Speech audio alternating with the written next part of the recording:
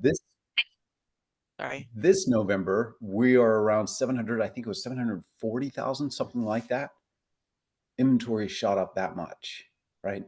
And NAR just released through Inman some results saying that this was the first October in, I think, 3 years where home sales has gone up, which is an amazing time, right?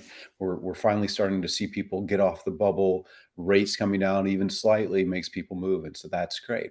So Elizabeth and I were talking, and thought it might be an interesting conversation with you all to talk about building your plan for this coming year.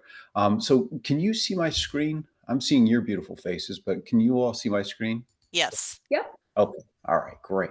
So here's kind of how I approach strategic planning. I don't like business planning in the traditional sense, right? Business plans seem like great documents that go into a drawer at the beginning of the year, never to be seen again, right? So we take a much more strategic plan.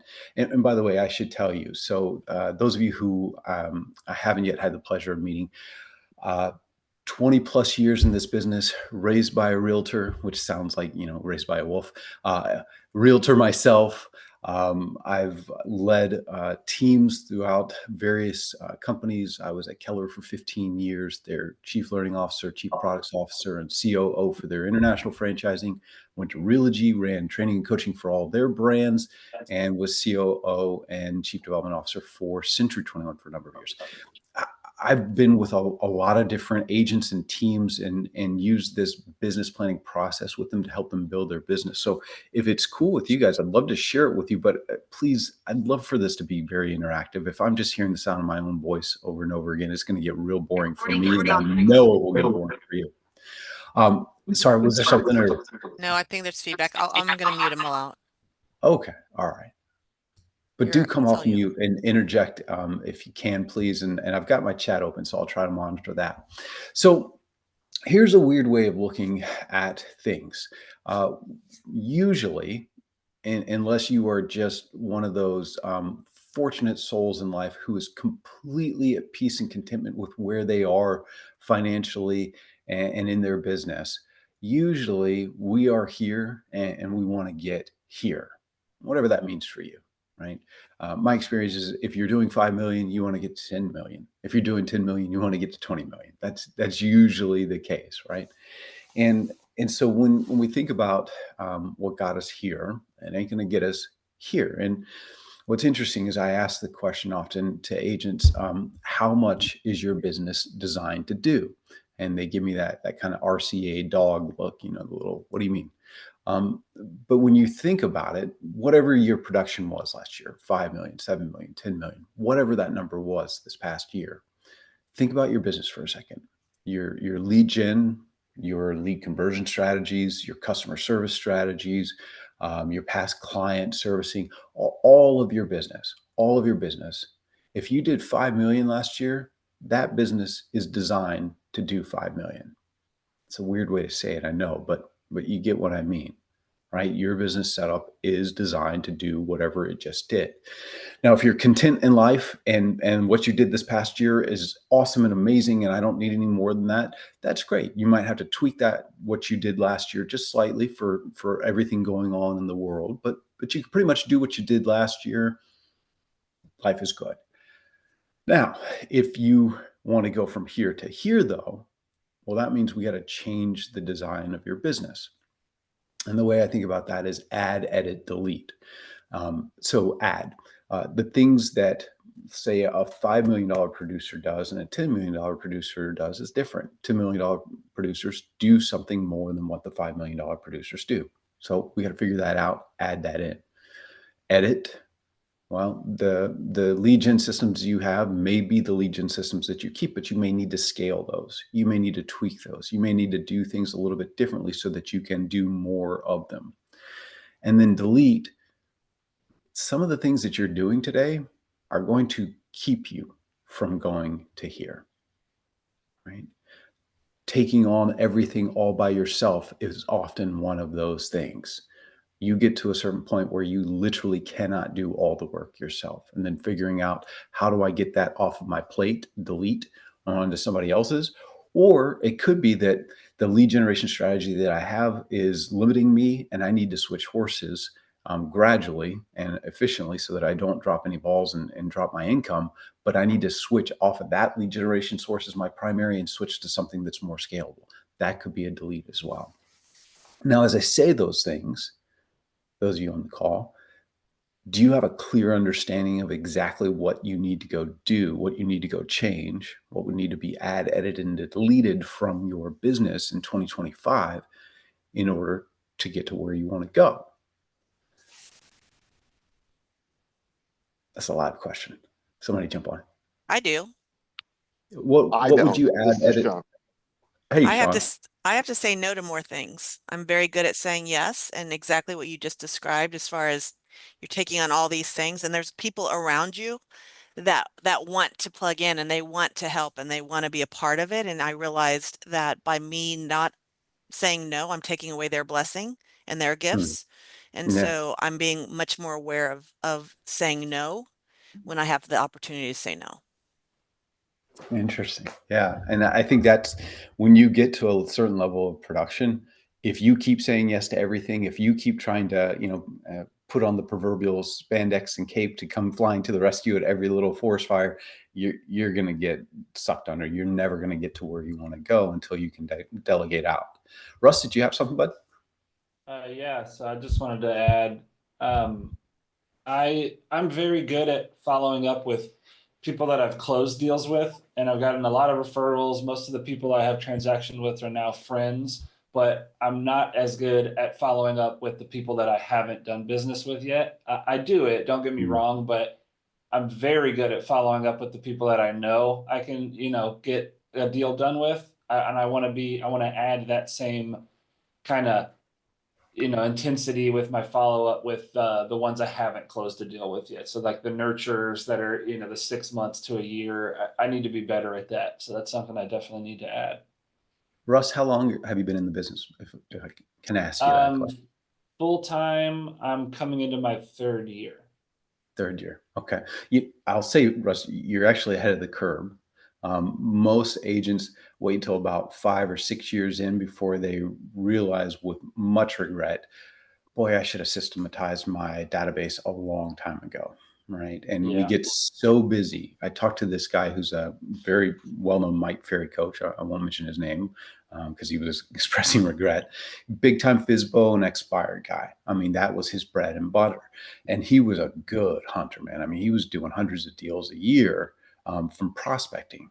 And think about that, man. Hundreds of deals a year for multiple years, more than a decade. Think about how many people he had in his database, and he hadn't done anything with them. And Yeah. now, like, decade plus in, he starts building his database.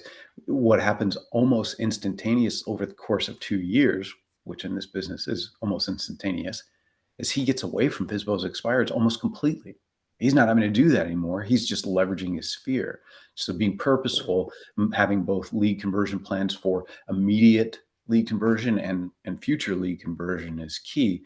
It's just slowing down to speed up, right? Building that database. Yeah. And that's what you're saying is like exactly what I'm meaning. So like, to be honest, I've had a pretty great 2 years. So I think maybe some of that, because of that, some of that hunger went away. So I'm not like as aggressive on the phones as I used to be. And I don't want that to be, I don't want to take my foot off the gas. And I feel like sometimes when you have a little success, it can like, oh, I'm good, I'm okay. And I definitely don't want to do that. So that's kind of what I'm working on now is like, don't look at your bank account. You have $0. Let's keep pushing. That's right. We're all unemployed come January 1st. Thanks, Russ. Exactly. So let me kind of give you a thought process, and you may have your own business planning process. So and that may be great for you. Maybe you can steal a few ideas from what we talk about here if it helps you get ready for 2025. So the first thing is figuring out with some level of exactness why in the world we're even going to go sell homes next year. Then we want to understand what that means in terms of our activities, taking our goals, bringing that back to what are the habits I need to institute on a consistent basis. We'll talk about the elements of a strategic plan to give you some sense of how to create a one-page business plan that's effective. Then I want to talk to you about the most precious commodity that any of us have, which is your time. Your time. Because that's going to factor in both in your business, but also in your personal life too. And then we'll kind of give you some next steps. And I'm going to talk fast. So come off mute and say, whoa, whoa, whoa, explain that more. I didn't get what you were trying to say. Okay. So first, why are we even doing this, right? Why are we even selling real estate? And I ask that question sometimes, and people, state the obvious, the commission. And I say back, no, you don't care about the commission. You honestly don't. Money's just a resource. It's the things that you can do with it that really are compelling for you, right? Whatever that is for you.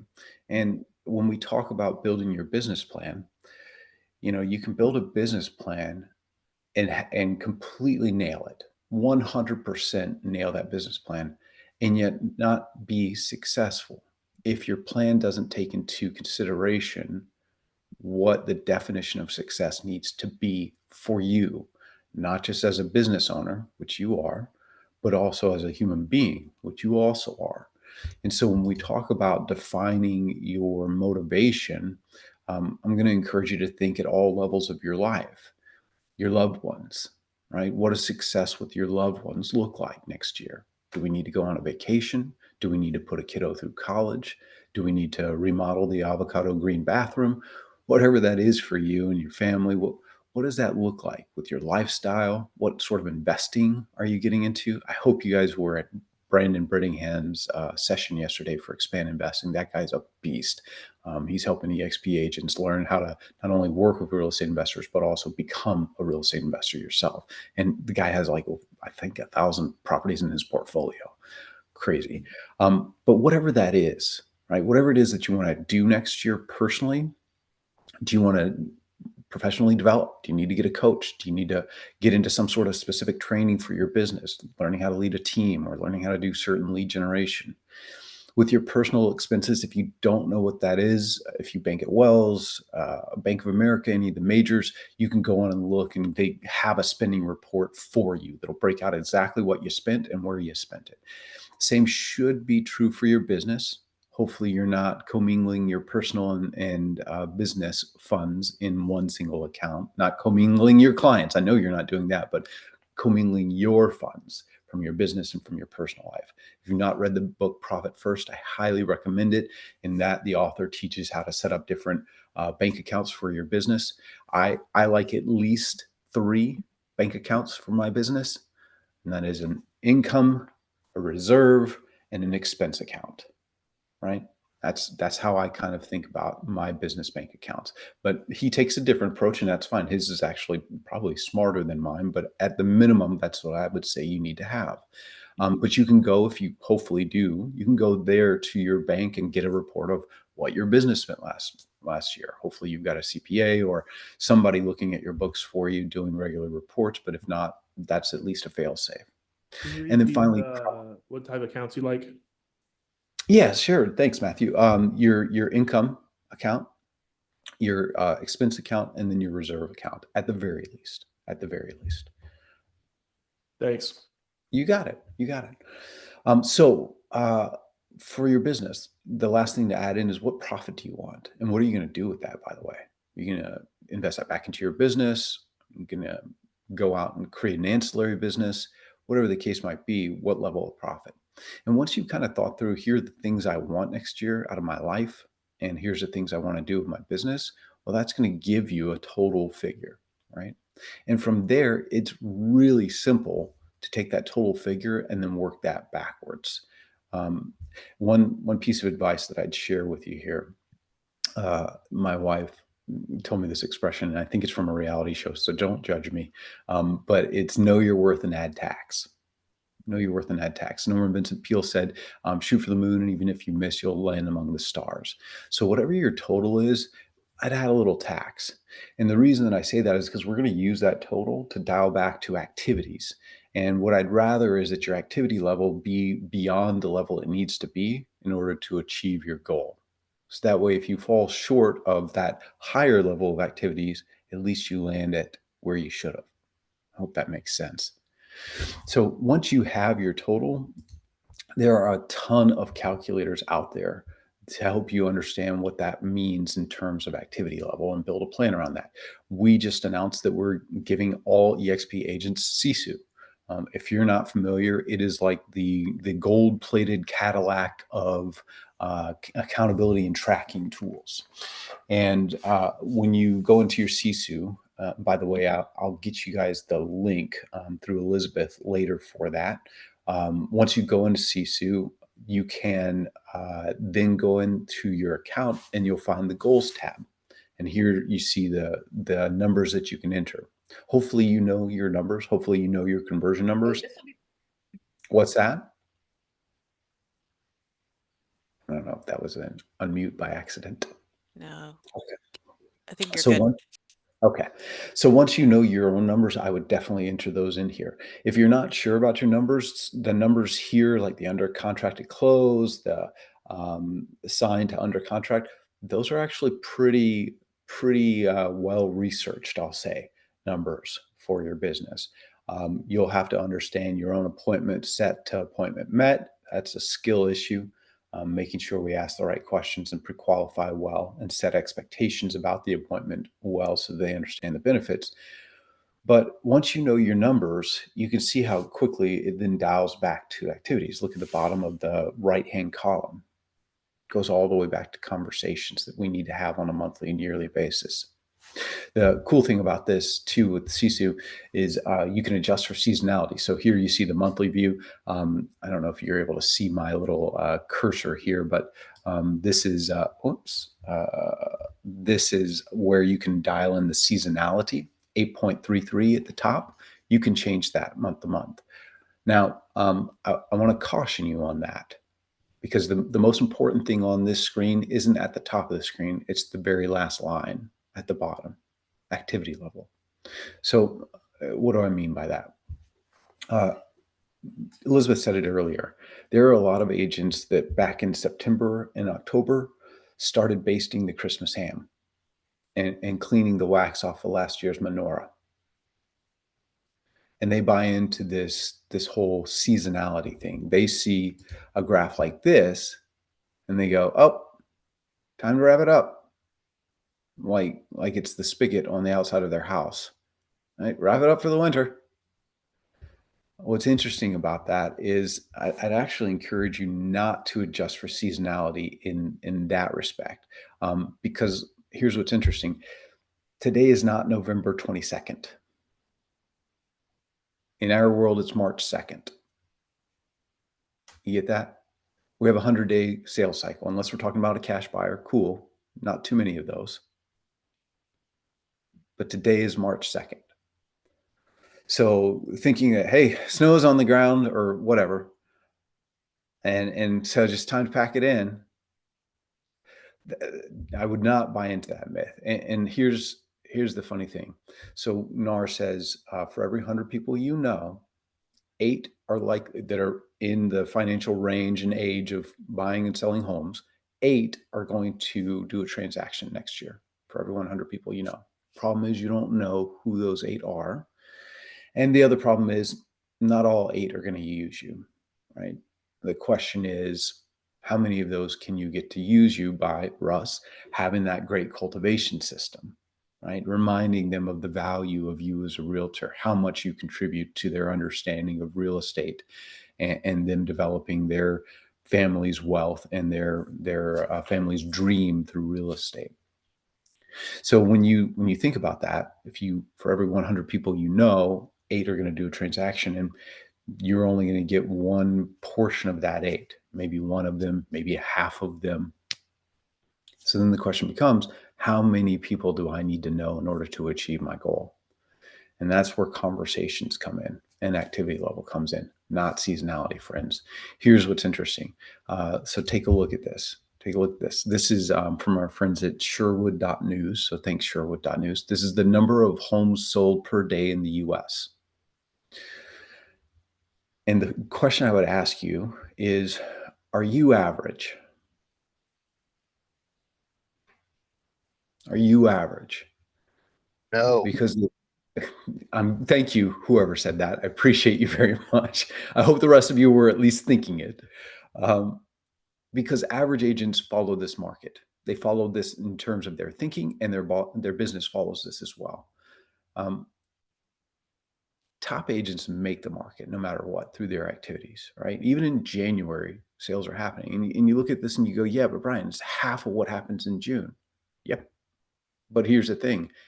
While it's half the number of sales, 80% of the realtors aren't even participating in the market. They've already packed it in. They're wrapping gifts, which means that for the rest of us who are out there working, we're going to get our unfair share of it. There's plenty of deals to go around. So the reason I bring all this up is when it comes to adjusting for seasonality, I would adjust your activities, not your expectations or desires. It may take you a few more calls in January to get an active buyer or seller than it does in June. So that's just what it takes, right?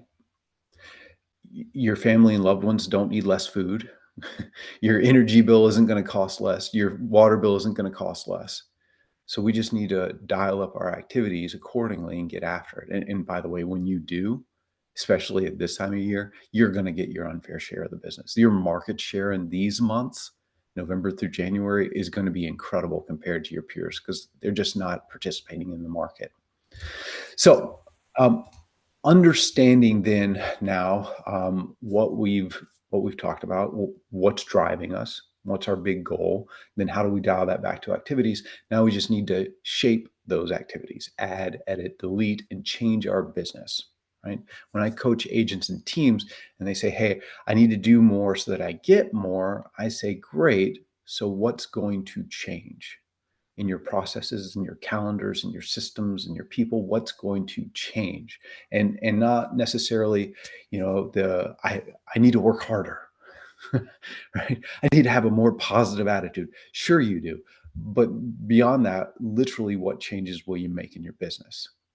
So when we talk about this, I follow a system, and I've followed this for years. It's 4 disciplines of execution. Those of you who are familiar with EOS, similar. EOS was written by Floyd Wickman's son, Gino Wickman, and is much more specific to real estate. 4 disciplines of execution is pretty much universal for all businesses. And I've used this ever since I read this book years ago. So here are the elements of a business plan. 1 wildly important goal, and we'll talk through what that means. Battle wigs to achieve that war wig, that wildly important goal. Battle tactics to achieve your battle wigs. Blockers, and the proactive measures that you're going to put in place for those blockers. I see Bryon, my friend, who I know is a team leader. Hey man, how you doing? And I see a few others on the call who I think are team leaders as well. So here's a thought for you. And this is what I do every year. In fact, I just did this with the university team. Every year I sit in a quiet room. I don't like Chardonnay and I don't burn sage, so I listen to 90s R&B, and I get real pensive and peaceful. And I think about, what do I want? What do I want to do next year? What does that mean for me? What do I think this business plan should look like? And then I go to my leaders, my people leaders, and I say, here's the red pen. Here's what I think. What do you think? And I get their feedback. And then we, as a team, go to the rest of the team and we say, here's a red pin. What do you think? And team leaders, the reason that I do this is, number 1, I'm not smart, not as smart as an entire team put together. Number 2 is I want their buy-in, because if it's just my plan, they're not going to feel emotionally attached to it. I want it to be our plan. And then that sets the stage for accountability for me, team leaders, because we constructed this plan together. We agreed we were going to go do this. And then it also helps me focus. Believe it or not, people on your team have pet projects that they only want to do because they only want to do it. It has nothing to do with whether or not it's the best thing for the team. It's going to lead to the outcome the team wants. They want to do it. And having a focused plan like this gives you the opportunity to say, well, okay, how does that pet project fit in with this? Because we did not decide we were going to do that pet project. It can be a very powerful way of keeping people focused, in other words. So for everybody here, solo and teams, let's talk about these elements. Wildly important goal. I need to tell you about lead and lag measures. I'm sure you may know this already, but if not, a lag measure is your result. Lead measure is what you do to get that result, the activities. So for example, in FastCap, we ask people to start with what they want, and then we dial that back, that lag measure, back to lead metrics, and we call them real talks. And just give you a sense of what I mean by the lead measure, most definitely needs to be something that you know is going to control the lag measure. Lead measures, you have to know that that's going to influence the lag measure. So in FastCap, one of the big lead measures is what we call real talks, daily real estate conversations with prospective clients. The people going through FastCap, the average person, because we have them doing these activities in the program, right? The average person does 4.1 appointments, buyers and sellers, 4.1 appointments, 2 agreements in 6 weeks, because they're doing those lead measures, making the conversations happen. By the way, the people who do what we say to do, the level of conversations that we say to do as a minimum, which is only 100 in 6 weeks, by the way. But the people who do at least that, they got 6.9 appointments, 3.8 agreements in that same 6 weeks. You get what I'm saying when I say lead measures have to influence the lag measure, and you have to know that. So when we talk about your lag measure, what is that for you? Now, solo agents, that lag metric is likely going to be units. The lead metric may be your conversations. Team leaders, your lag metric could be units. It could be productive team members, right? It could be productive team members, depending upon your size. And then rev share org holders, I see a few of you on here. Maybe your strategic plan is going to be about the agents in your rev share org, right? How many agents can you grow by? Let me give you something here, if I can put it in the chat really quickly for you all. Well, I'll give you guys access to a document that will give you some samples of what I'm talking about, both for the solo agent and the team leader, and then has a worksheet that will help you with this afterward, okay? So this is going to be your Warwick, right? This is the X to Y by when. I want to go from this many units to that many units by December 31st, 2025. Now the question is, how do I do that? What are the big pillars of getting there?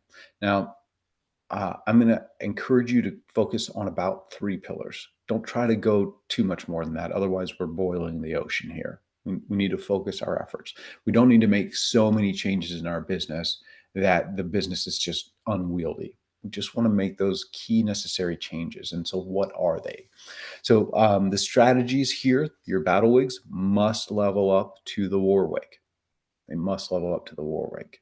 And so as we're thinking about what are those battle wigs, what are those 3 major pillars, then we have to kind of keep asking ourselves the question, is that a battle wig or is that a battle tactic underneath a battle wig? Here it says, how will we know that the battle wig has been accomplished? So if we say we want to go from here to here, and we're going to, one of the core components is lead generation. Okay, well, how are we going to know that our lead generation efforts are working? What's our metric there, right? So the other thing too is untracked doesn't mean untrackable. Today, you may not know your conversation to appointment ratio. That's why we went out and got Sisu for all of our eXp agents. And that's why we use it in FastCap.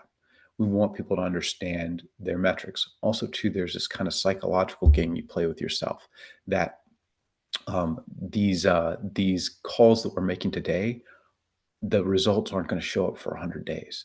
And so how then do you, in that short term, psychologically reward yourself so that you continue those activities? In FastCap, we joke about Sisu being a dopamine hit, right? Because if you don't have a closing today or you don't have a closing tomorrow, how do you know when to relax, when to turn it off and enjoy your loved ones? And Sisu can be that thing where you can go, okay, I may not have a closing, but I know I did my lead measures. So I'm done for the day. I'm going to go enjoy my life. So just because you're not tracking it today doesn't mean you shouldn't be tracking it tomorrow. I'd highly encourage you to both do this for your own psychological sanity, but also so that you start to understand your numbers and you can dial in your activity level accordingly. And finally, the 5 battle tactics. What are those things that it takes to accomplish each of those battle wigs? So each battle wig is going to have roughly 5 battle tactics. And again, they need to level up to that battle wig. They need to be the thing that you know is going to accomplish that battle wig. No pet projects. Teams on here. Each of your tactics will probably have a driver and team leader. If you are the driver of every single tactic on your strategic plan, you might need psychotherapy, friend. At the very least, you're wasting your money that you're paying for your team members because you're not delegating. So make sure that you have drivers that can go and get stuff done on your team. And then if they're tackling a pretty big new tactic, maybe a new form of lead generation for the team, what have you, give them this and ask them, go develop a strategic plan for that particular battle tactic. Let me see the war wig, the battle wigs, and the strategies you're going to follow for that particular tactic, that new form of lead generation or whatever. The other thing too that you'll need to think about as you're doing these is, by when do these need to be done? Some of your tactics will need to be done earlier in the year so that you set yourself up for success. The example I use is if you're going to look for a certain amount of business, Russ, from your sphere of influence, from your database, and then use your prospecting and your immediate lead gen techniques to fill in the rest of the gap to get your unit total that you want. Do you have enough contacts in your database to yield that amount of business from it? And if not, then friends, you need to go front end load your database, right?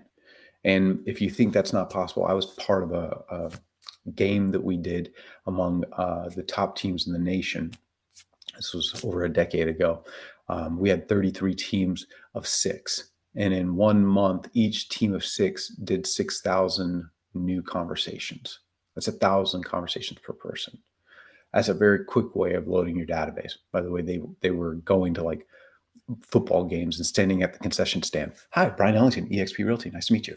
And we're going to like Barnes and Noble, standing by the magazine rack. Hi, Bryon Ellington, eXp Realty. Nice to meet you. But man, they were out there and they were getting that database loaded up. So whatever it means to you, make sure that you sequence those battle tactics accordingly so that you can set yourself up for success. Blockers and proactive measures. Again, not boiling the ocean here. There's a lot of things in life that can go wrong. We don't want to be Woody Allen neurotic about this, right? What we really want to do is make sure that we're looking at our battle plan and going, okay, what's the most likely 3 things that could go wrong here? And then what are we going to do about them? And be anticipatory and put those proactive measures in place before the problem ever arises. Again, I'll send you guys the link to this document. This is a worksheet. You can kind of see there's thought starters for solo agents, thought starters for team leaders, and everything else. Okay, so 168 hours. Anybody know in the chat what that represents? 168 hours. Math majors. It's Friday morning. I'm sorry, I'm making you do math. It's 7 days. It's 1 week. 168 hours is 1 week. Those of you who are here in Austin, you may know of an MBA program called Acton. I went through that program. It's an MBA in entrepreneurship. That program literally was 100 hours per week. 100 hours per week. Again, friends, 168 hours is all you got. So when we went through that program, they had us do this exercise. Fun fact, my firstborn son was born 4 days before that program started. My wife loved me. But what's interesting is when you do this exercise, you really get focused on the importance of the time in your business as it impacts the time in your life. Because the biggest difference between success and failure and the biggest difference between happiness and regret is purely this, friends, and nothing more. It's how you spend your 168. So when we think about it for a second, if you think about time as the monetary thing that you have in life, right? That's what we get to buy our life with, is our time. If I took you to a store that you were familiar with or a restaurant that you went to often, and I said, hey, here's $100, buy yourself whatever you want, you'd probably know immediately how you were going to go spend that money. Think about your life. You've been living it for decades. It's a story you're pretty familiar with. So if time is our currency, how do you spend that? Like literally in a given week, how will you spend your time? So here's some idealized numbers. By the way, if you're curious, on the right side with the business time, we're factoring in about 24 deals. Now, your time with buyers or sellers may be vastly different. I hope that you've gotten really efficient with working with clients. But what's interesting about this isn't necessarily these sample numbers. It's thinking through your numbers, because what it forces you to do is a few things. Number one, you're going to get far more efficient with your time. You will start to understand the need to draw boundaries in your life so that you can get done the things that you want to get done. That buyer that wants to go see all the homes on the MLS, you get really clear how many homes we should be seeing before we write an offer. And then you're going to get proactive with your clients and creating benefit statements to them of setting those expectations. You're also going to stop wasting time counting paper clips. The ready, aim, ready, aim, ready, aim that a lot of agents face when they sit down at their desk in the morning. Once you understand how much time is devoted to the things that you want to go do, like your personal time, and then therefore how much time you don't have in your business, you'll get a lot more focused on the things that you need to accomplish and how quickly you accomplish them. The other thing too is you'll be hyper aware of the activities you shouldn't be doing. Team leaders, you all know this, right? At a certain point, that equation on the right, you couldn't do the number of buyers and sellers you needed to do time-wise. There just simply wasn't enough time. And so that's why you leveraged. Hopefully all of you on this call will get to that point, and then you got the choice. Do I want to build a team, or do I just want to refer out this business? Whatever the case might be. I will say, you'll see it in that packet too. I want to say for solo agents here, this is a big deal. That decision of, well, I don't want to be a team. I don't want to manage people. First off, I don't want to manage people either. If you're managing people instead of leading people, you got the wrong people. So I get that. Don't manage people. But there's other things that you can do before you ever even get there, right? Task-based. So I had a friend, he did 500 deals in a year as a solo agent. He did not ever put a lockbox on a door, a sign in the yard, or any of the other grunt work. Instead, he created an a la carte menu for the agents in his office that weren't doing anything, or runners that were out there. He said, here's what I'll pay you to go do this. Get that kind of stuff off your plate. That should not be where you spend your time. That's a waste of your time. It's non-dollar productive. Next is virtual assistants, shared services, having a transaction coordinator between a couple of you and your realtor buddies. The point is, focus your time on the biggest ROI, and everything else, get it off your plate. So can I give you guys the secret to the 3 things to spend money on in life while we're talking about time? So here's the secret to the 3 things you should spend money on in life. The first, your bed. Your bed. And I'm talking go crazy, like Tempur-Pedic, 8 sleep, whatever sheets. You're going to spend a third of your life there, friends. A third of your life. And it's going to impact the other 2/3 of your life. Those of you who have 4 young kids and get woken up in the middle of the night, you know exactly what I'm talking about. Spend money on your bed. The second one is spend money on your work environment, whatever that means. People around you, make sure they're quality. And make sure that your environment is set out to be dollar productive, right, from the get-go.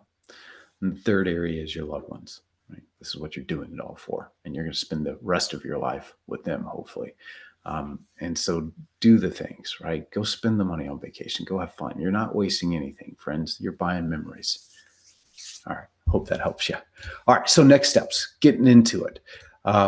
So once you understand all of these things, you've got a choice. This can be informational.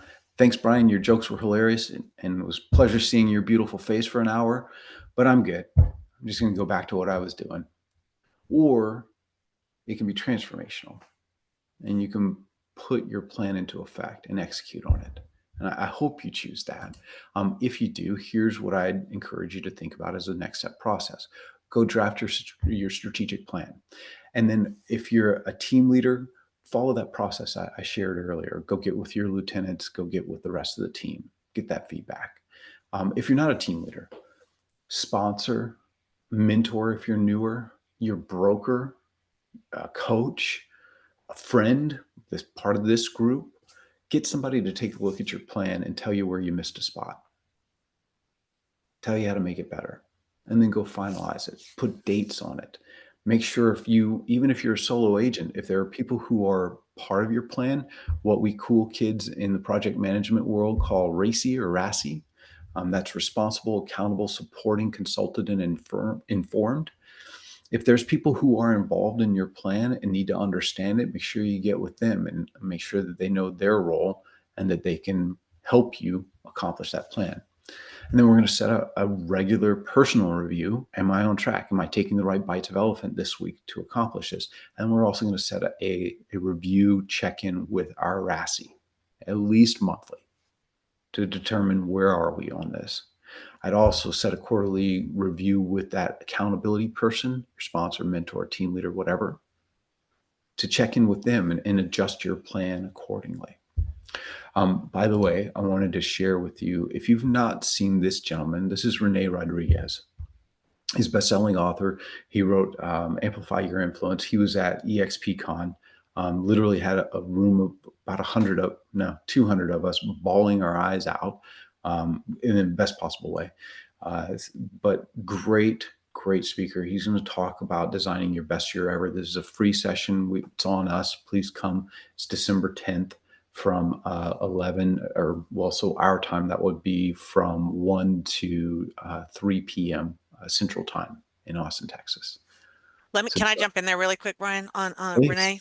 Yeah. So if y'all don't know who Renee is, I was introduced to Renee through Leo Preya because Leo brings him into the leadership calls that we have every other week.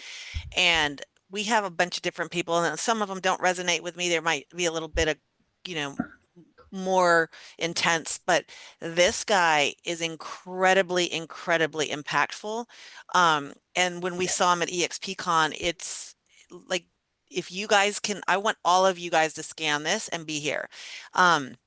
He's actually doing a private mastermind, like of 10 people, in February, I think I'm going, and I'm scared to death because it's going to be pretty intense and pretty involved, but growth is uncomfortable. So I'm super fired up, but this guy has been incredibly impactful. So scan this, explore it, put it on your calendar. I want to see everybody there. So anyway, I just wanted to share that because Bryon, he's awesome. He is amazing. I had not met him before Leo introduced me to him, and I think he's a kindred spirit. I really enjoy how he shares and what he shares and how he helps realtors with their influence, which is the number one thing that we need to have as realtors. E. Riley, I just dropped that PDF into the work chat. I'm not sure how to get it to everybody here, but you've got that. Okay. I'm going to go on Big Agent Meeting in just a few minutes, but I'll take 2 minutes worth of questions or comments or concerns or excitements or disbeliefs. There's some questions in the chat. Bryon, I don't see it dropped in the chat. If you'll just email it to me, then I can put it in the actual live group that we have, if you don't mind, whenever. Rene Rodriguez is his last name, Russ. And Yeah. then will it be recorded for those not in Austin? He's not in Austin, right? This is an online thing? No, Yeah. this is all of eXp. When you click Yeah. that little that QR code, it'll take you to the registration. Elizabeth, I put it in the work chat for you. I don't know how work to chat. Perfect. That's great. I can do that. All right. Yeah. So Maria, this is for everybody at eXp. But definitely put it on your calendar. Yeah. Who has questions for Bryon? Stunned you into silence. I've got one. So one of the questions, like when we were talking about determining whether something is basically a tactic or a strategy. Hmm. Do you have any handles or any filters that like you work through that help you determine that? Yeah, the one is when you think about the three things that it's going to take to achieve the overall thing. Is this thing really one of those three things, or is it just kind of a smaller thing that has to get done? And is there a broader grouping for all of those smaller things? The other thing too, Bryon, is I think about, okay, well, how will I know that this is accomplished? How will I know this Good. is accomplished? And that metric, by the way, will oftentimes tell you the importance of that thing, if that makes sense. Yeah, that's great. Thank you. Yeah, of course. Great question, by the way. And there's no bright line, so that's where having a great advisor that you can kind of bounce things off of. And I like telling the people when I do this thing, make your first answer no, and make me defend why I think my answer is right. Right? That's good. Yeah. I'm putting the code in our live on Tribe too, y'all. For anybody that's watching this, it's in there. Bryon, thank you. I mean, I tell everybody all the time that we're so blessed with our leadership and the access that we have at this company. And I think other companies just, it's the corporate's way up here and it's not, they're not really immersed with all of us. And so the fact that you took time out of your morning before you have big agent meeting to come and just pour into us is amazing. And, it's just a reminder to everybody, those of you that are, and this is not a judgment or a criticism, but treating your business like a hobby, this is the framework right now. He just gave you the blueprint on how we can switch that in the new year to treat your business like a business, right? So let's start thinking not hobby, and I get guilty of that too, and put some things in place so we all have the best 2025 for sure. Bryon, I know you have to drop off. We still have a few minutes on, so we'll stay on. But Bryon, thank you. Thank you for everything you do for us and for being here this morning. Thank you guys for letting me come play. I really appreciate it. Happy Friday, you guys. And if I don't talk to you before then, happy Thanksgiving. Awesome. See you soon. Bye, y'all. Cool. Helpful. For me, it's kind of a reset and a recharge, and I realized holes in my business. I was sitting there going, I wrote a ton of notes going, okay, yep, I got to do this and I got to do that. So sometimes we kind of start coasting and we get into our routine and we're not paying attention to the things that need to change. So I'm excited about 2025. Who else? Who's excited about 2025? I thought Yeah? the slide about how many hours are in the day and how Powerful. it's broken out was like, okay, I need to refocus where I spend my time. No is sometimes the best answer. Yeah. That was really awesome to see. Well, that same thing I realized, I was like, oh, I've been really reactive, a lot more reactive. I thought I was doing better, which there's always, it's always a stepping point, but seeing It that reminded me- 168 broken out like that, going, oh my gosh, yes, I need to time block more and really be strategic with what is on my calendar and where my time It is. reminded me a lot of Justin Nelson when he came in a couple of years ago.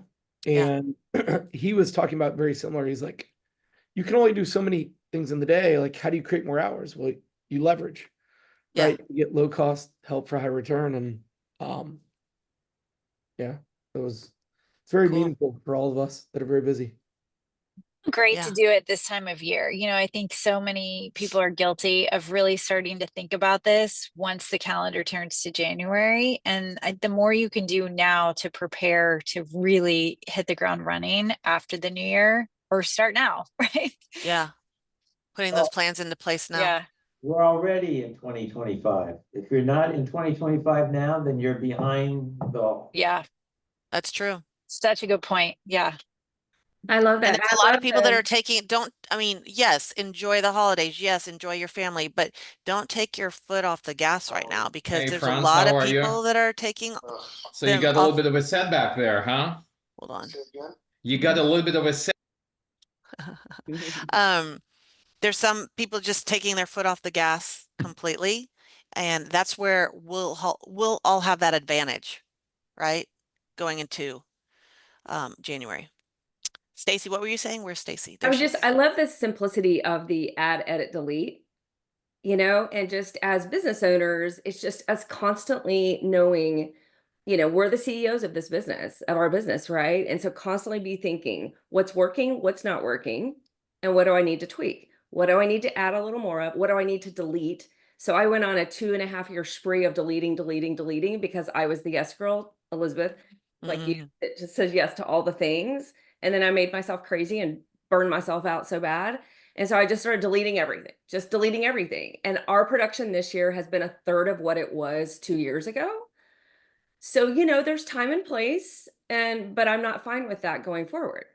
Yeah. And if I look back and I just look at our business plan for 2017, 18, 19, where we were hitting production numbers that I was happy with, I'm just going back and going, okay, how do I do that again? But strip down the things that weren't the most productive that I was saying yes to, and focus on the things that really drove the numbers and that really drove our production for those years. So, but just the thinking all the time of what do I need to add? What do I need to delete? What do I need to edit here? That's how we're gonna like hit the numbers we want to hit, or do the things we want to do, whether it's like spending more time with family or whatever. And Well, and I Stacey, think is really cool the Sisu.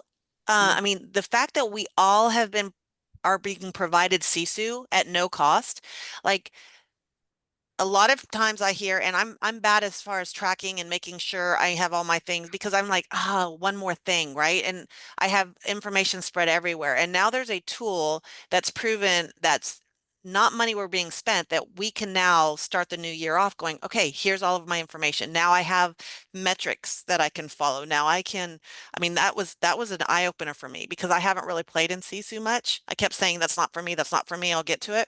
But then now that I just saw it here going, oh my gosh, that's exactly what I need to make sure that I'm on on the track and I'm following my goals all throughout the year instead of being reactive. Yeah, Elizabeth, some of the so I'm really good about the planning part and having a great plan in place, but then you got to drill it all the way down to exactly what Sisu's doing is, okay, contact spur, and then February, are you on track?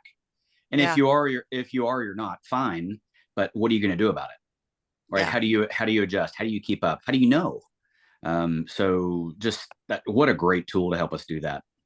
So all of y'all get your account. It's free. Again, one more resource that they're providing us, and make that, you know, a goal before the end of the year to get yours set up so that, I mean, that's going to be a great conversation piece for all of us too, as we're tracking things throughout the year. So make sure you do that. Meredith, you were saying something? yeah, I was just gonna say as a follow-up to Stacy, and whoever was just talking last too, it's true, like you have to follow up and this add, edit, delete, like you have to do it all year. It's not just like going into the new year saying, what do I need to change this year, and letting that ride through the next 12 months. Like you have to constantly be revisiting it, to the last person's point of like, what's working, what's not. If it's not working, how do I make a change right now? Yeah. Yeah. Exactly. This is what we do as business owners. This is what makes it a business and not a hobby, right? Yeah. But I think a I lot of had a people hobby for a don't long do time. that, you know? A They lot of people don't. just think like, I made the plans for the year, but in this business, you have to constantly be adjusting because Yeah. there's so many external factors that are also messing with our plans. Yeah, Yeah. exactly. Well, I love this. I think this was a great segue into next week. We're not going to have huddle next Friday. Next week is family time, Thanksgiving. I want to say I am incredibly grateful for each and every one of y'all. I love our tribe. I love our huddles. I love our community. I love our company. So happy Thanksgiving. No huddle next week. We will come back again first week of December, which is crazy to think we're already in December, y'all. But just make it a great week, and then we'll reconnect on December 6th. Elizabeth, quick question. How do I locate the PDF? I'm going to pull it down. Bryon sent it through workplace chat to me. So I'm going to pull it down and then go into the tribe group where this is recorded. It's going to be live streamed. And then I'm going to attach it there for everybody to access. Okay, thank you. Yep. Cool. Thanks, y'all. Anything else before we drop off? Have you put out the Christmas invitation yet? Yes, it's in Austin. For Austin people, it's in Austin Metro Group. Okay. I'll go in there and I'll I tag don't you, see a Russ. reservation, like how to get the reservation part. I'm You looking just at have to get the ticket. Click on it, click on it and it'll take you to the Eventbrite. Okay. Thank you. You got it? You Awesome. know, little things. Awesome. All right. You guys are amazing. We'll see you soon. Happy Thanksgiving. Thank Bye-bye. you. Bye.